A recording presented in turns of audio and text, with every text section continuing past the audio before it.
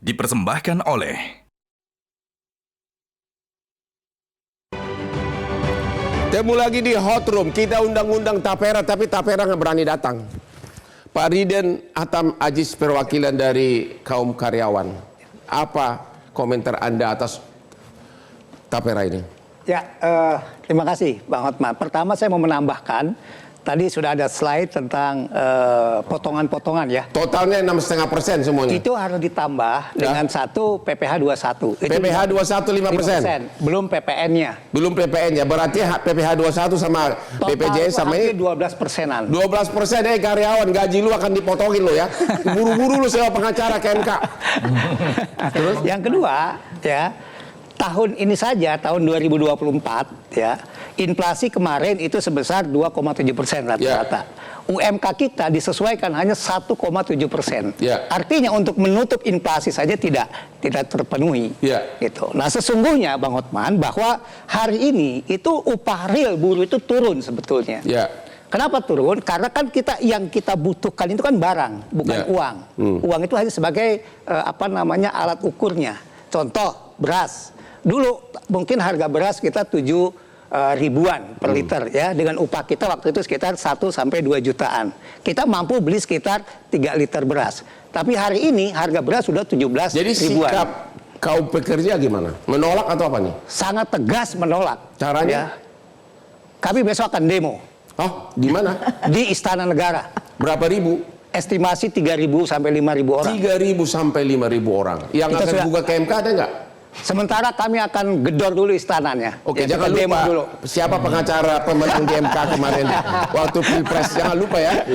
Oke. Jadi sesuai dengan judul hari ini, Tapera bikin sengsara, saya pastikan ya kaum buruh sangat-sangat menjerit. Ya, kenapa? Karena dengan tadi Bu Api sudah banyak menjelaskan ya, daya beli kami sekarang sangat turun. Bahkan kalau saya tarik mundur 3 tahun ke belakang, itu kita tidak naik upah 2 tahun, tidak naik UMK-nya. Bahkan ada kawan-kawan kami di sektor tekstil, sepatu, tahun 2022 kemarin itu sampai dipotong upahnya 25% bagi yang orientasinya ekspor. Alasannya COVID. Kalau pekerja di perusahaan, gimana kalau kayak pekerja independen kayak apa itu? Ojol gimana itu? Ya justru mereka ini sangat rentan sekali ya untuk pendapatannya kan mereka tidak pasti. Itu yang motong nanti siapa? Ya inilah yang menjadi persoalan kita sekarang. Ya? Ini yang menjadi pertanyaan besar ojol itu yang motong siapa? Ya? Gitu ya. Nah justru Bang Hotman ya, bahwa tentang Tapera ini sebetulnya pandangan kami ya kan di Undang-Undang Dasar 45 juga udah jelas ya, sandang, pangan, papan itu kan kebutuhan pokok. Cuman yang jadi problem hari ini adalah PP nomor 21 2004-nya itu. Apa? Kenapa? Ya karena itu tadi menggerus ya, memaksa kepada kami, mewajibkan kepada kami untuk mengiur. Contoh di antara pekerja buruh pun yang senior-senior itu kan udah punya rumah. Ya, mereka yang masa tapi tidak dipotong gajinya. Ya dipotong berdasarkan PP. Walaupun sudah tidak butuh rumah, seluruh karyawan harus dipotong gajinya. Berdasarkan PP 21 2024 Undang-undang juga bilang gitu. Mengatakan itu. Padahal dia tidak akan pernah PP-nya. Begitu ya? Tidak akan pernah dapat, hanya tidak akan pernah dapat. Yang kedua, contoh kayak di Jogja, UMR-nya 2,5 juta. Kalau dihitung Gorontalo sekarang 1,5 UMK. Kalau 1,5, kalau dihitung 3% setahun cuma berapa itu? 45.000. Kalau 45.000 sebulan kerja 1.000 tahun juga akan bisa beli rumah. Jadi dulu yang namanya tabungan itu waktu saya masih kecil ya, waktu sekolah dasar itu cita-cita ingin punya sepeda. Nah, kita makan nabung. Dalam kurun waktu 2 tahun, 3 tahun terkumpul belilah sepeda. Tapi cerita Tapera ini sampai dengan kiamat. Ya, 20 tahun, 30 tahun itu kami jangankan untuk beli rumah, untuk bayar DP-nya saja tidak terpenuhi. Nah, maka pertanyaan besar kami ini sesungguhnya apa grand design daripada Tapera ini? Menurut Anda apakah ini pemaksaan atau apa? Faktanya memaksakan karena sifatnya wajib. Karena faktanya wajib. Wajib. Sanksinya katanya perusahaannya bisa dihentikan ya? Salah satunya itu. Perusahaannya bisa dihentikan kalau gaji karyawan yang dipotong. Sekarang kita tanya pengusaha. Pengusaha gimana? Karyawan saudara kan ada yang UMR. Tapi ada juga yang gajinya ratusan juta. Tetap harus dipotong gajinya, tapi dia tidak berhak mendapatkan fasilitas kerumahan. Karena di undang-undang mengatakan hanya yang bergaji 8 juta maksimum yang berhak dapat kredit rumah. Pak Hotman, pada prinsipnya Apindo melihat mensejahterakan pekerja adalah satu pilihan yang penting dalam perjalanan jaminan sosial. Dan itu dititipkan kepada BPJS Tenagakerjaan dengan melalui MLT Perumahan. MLT Perumahan mencatat 30% dari PP ini ada 138 triliun dari 460 triliun yang ada. Bisa maksudnya dipakai. Uang siapa itu? Uang pekerja. Uang pekerja yang nganggur di BPJS. Yang diiur sama pengusaha dan pekerja untuk pekerja. Artinya uang dari gaji karyawan untuk BPJS Ketenagakerjaan ada 130 triliun bisa dipakai untuk. Uang itu nganggur di bank. Bukan nganggur, kita kelola dengan sangat prudent. Oke. Dan dana itu silakan bisa dipakai dan dioptimalkan. Nah, dioptimalkan kemana? Sebentar. Berarti ini dioptimalkan untuk dipakai FLPP. MLT perumahan, manfaat layanan tambahan, namanya tambahan perumahan. Karena pada prinsipnya dalam lingkup jaminan sosial, kita tidak ada program perumahan tapi manfaat layanan tambahan, namanya perumahan. Taruh dulu Pak, saya ini doktor hukum cum laude. Tapi kok tumpang tindih? Kok Bapak ini bikin peraturan yang tumpang tindih? Nah, disitulah katanya ada sudah duplikasi. ada di BPJS 330.000 uang untuk beli perumahan. Ada duplikasi. Kalau sistemnya tidak berjalan, kita perbaiki. Salah satunya problem yang ada sekarang, kita mengajak pengusaha mengedukasi pekerja untuk benar-benar bankable. Mampu membayar, ada ruang di mana untuk kredit terhadap prosesnya. Ketika BI checkingnya tidak masuk, maka manfaat dari manfaat layanan tambahan itu tidak bisa dieksekusi. Nah, sekarang hari ini bagaimana bunganya itu, interestnya itu bisa lebih kecil, bisa lebih kompetitif, dan bisa menyelesaikan apa yang diharapkan.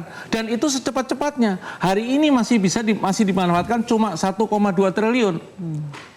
Kurang lebih 2 triliun dari 183 itu belum dimanfaatkan.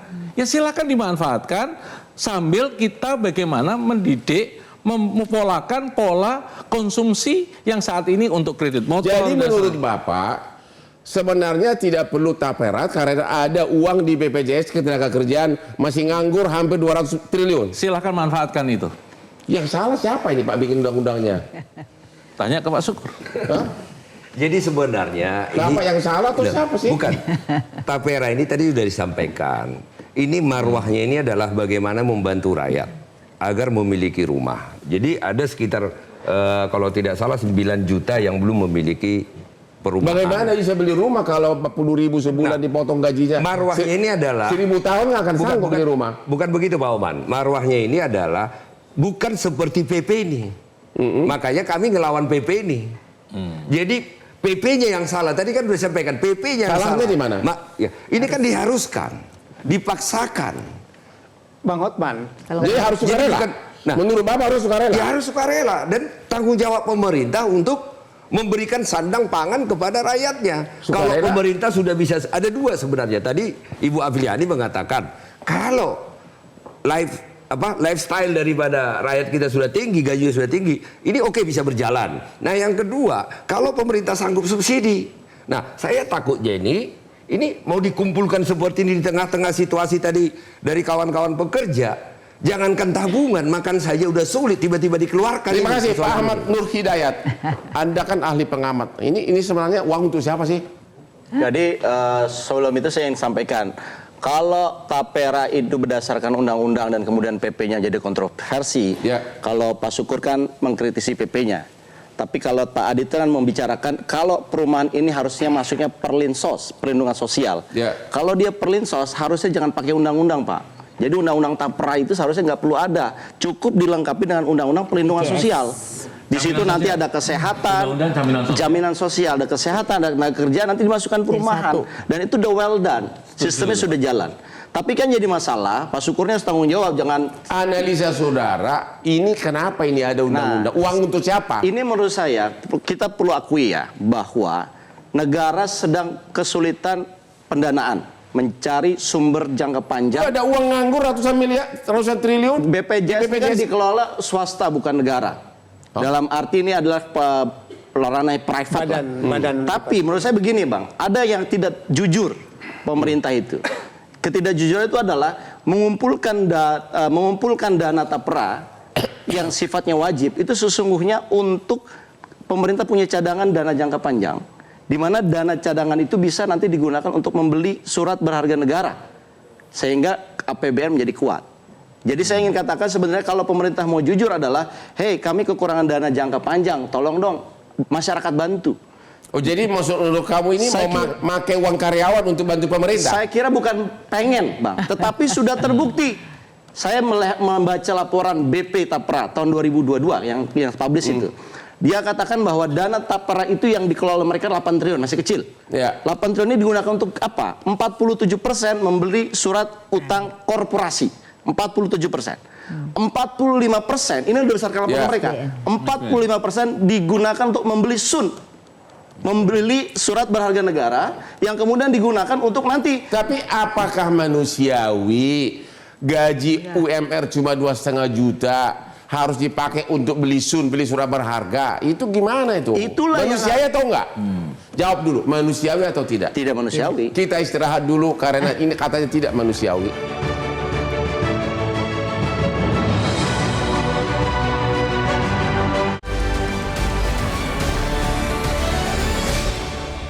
Jelajahi cara baru mendapatkan informasi. Download Metro TV Extend sekarang.